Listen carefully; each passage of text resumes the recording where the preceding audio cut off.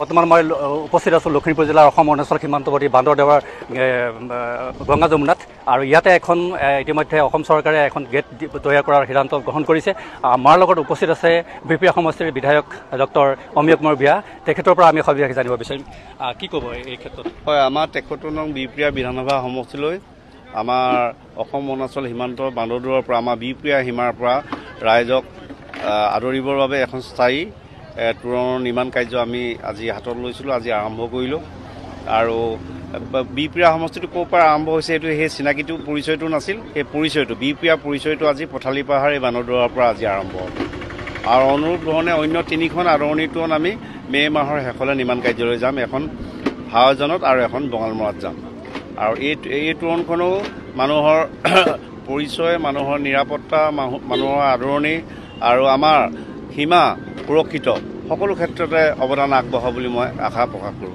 কিমান টকাৰ ব্যয় হ'ব এইখনত? প্ৰায় ২২ লাখকৈ অধিক, ২২ লাখ, চাৰে ২২ লাখ টকা তেনেকৈ। আৰু এটা কথা আমি জানিব বিচাৰিম যে ১৫ নং ৰাষ্ট্ৰীয় যিটো ঘাইপথ আছে, এই ঘাইপথটোৰ অৱস্থা জৰাজীৰ্ণ অৱস্থা হৈ আছে। বাৰম্বাৰ আমি নিউজ কৰাৰ পাছতো এই ৰাস্তাটো আচলতে বৰ্তমানলৈকে কোনো স্থায়ীভাৱে নিৰ্মাণ কৰা নহ'ল। এই ক্ষেত্ৰত আপুনি কি আহি থকা দিনত আমি 4 লেন হ'ব বুলি আশা প্ৰকাশ কৰিছোঁ। ঠিক আছে, ডক্টৰ অমিয় কুমাৰ ভূঞা ইতিমধ্যে জনালে যে ইয়াতে এখন তোৰণ ব্যৱস্থা কৰিছে, ২২,২৫,০০০ টকাৰে এখন তোৰণ ব্যৱস্থা হ'ব।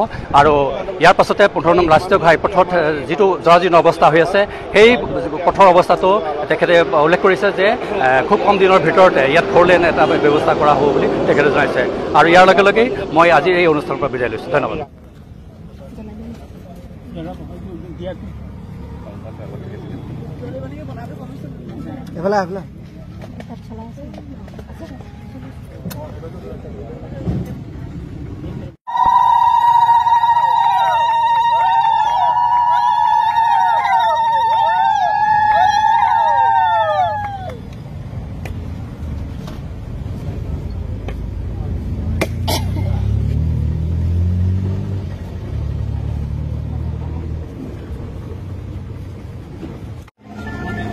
এফালে চাই দিব, চাই এফালে চাই দিব।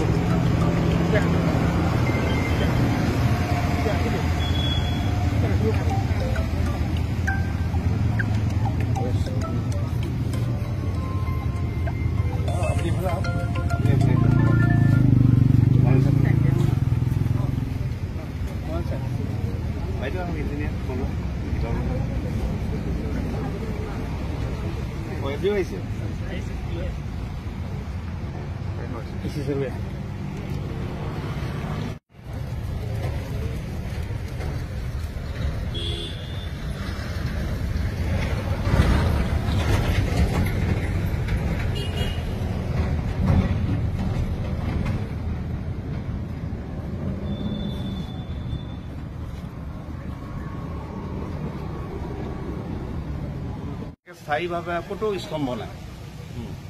গতিকে আমাৰ এতিয়া 3টা থানত আমি এইফালে বঙালমৰা, এইফালে বান্দৰদোৱা, আনফালে হাৱাজান, এতিয়া 3খন তোৰণেৰে আমাৰ সমষ্টিলৈ আমি ৰাইজক আদৰিবৰ কাৰণে চিন্তা আছিল।